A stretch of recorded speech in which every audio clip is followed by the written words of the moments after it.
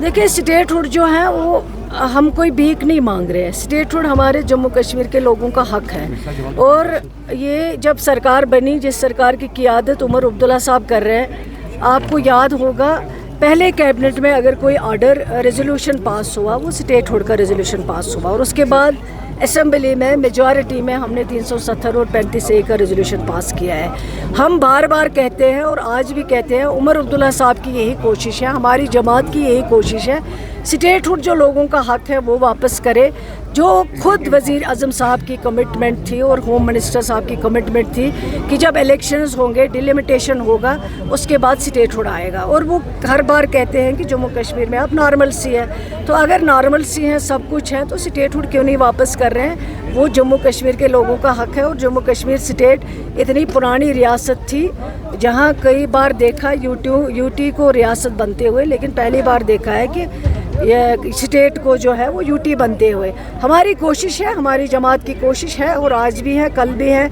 उमर अब्दुल्ला साहब इसके लिए कोशिश कर रहे हैं अपने लेवल पे भी, वज़ीर आज़म साहब से भी, होम मिनिस्टर साहब से भी, कि जितना जल्दी हो सके कि स्टेट हुड वापस आना चाहिए।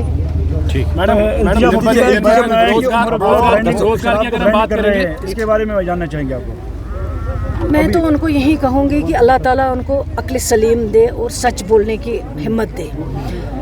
वो अपनी चीज़ों को छुपाते हैं क्योंकि राज्यसभा में उन्होंने बीजेपी को वोट दिया है, और अल्लाह गवाह है, मैं यकीन के साथ कह सकती हूँ आज भी वो जो बात करते हैं वो बीजेपी का आरएसएस का एजेंडा लेके बात करते हैं यहाँ पे।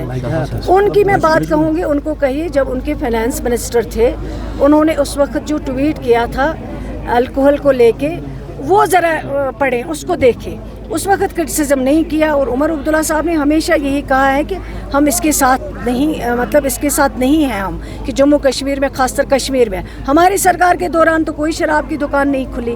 अगर उनका टाइम याद करेंगे तो फिर आपको कई मिसालें मिलेंगी इनकी। वो तो उनको तो झूठ बोलने की आदत हो गई। अगर उमर अब्दुल्ला साहब कुछ कहते हैं वो उसको तोड़ मोड़ के पेश करते हैं दूसरी तरह।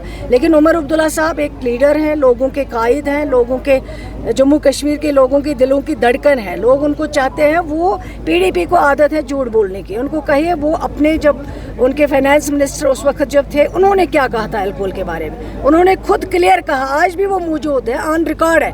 उन्होंने खुद कहा इस पर हम बैन नहीं लगा सकते हैं। क्यों लगाएंगे बैन?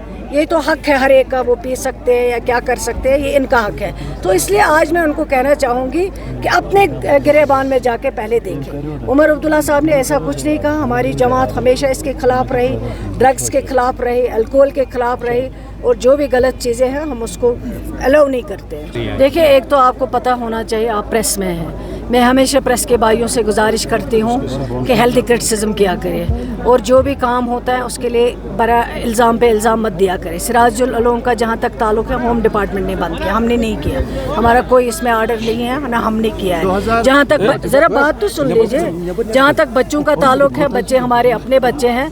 मैंने ऑलरेडी डिपार्टमेंट को हिदायत दी है, उन बच्चों को जहाँ पे भी एडजस्ट हो सके कर ले एडजस्ट। 2012 में एम्पलमेंट फाइल जो है आरटीएस के ऑनरेबल सुप्रीम कोर्ट की तरफ से उनका जजमेंट आया है। अभी तक वो उनकी जो है फाइल जो का तो ये तो। नंबर 2, सीजनल टीचर 6 महीने के होते हैं, बाद में उन्होंने आपकी तरफ रजू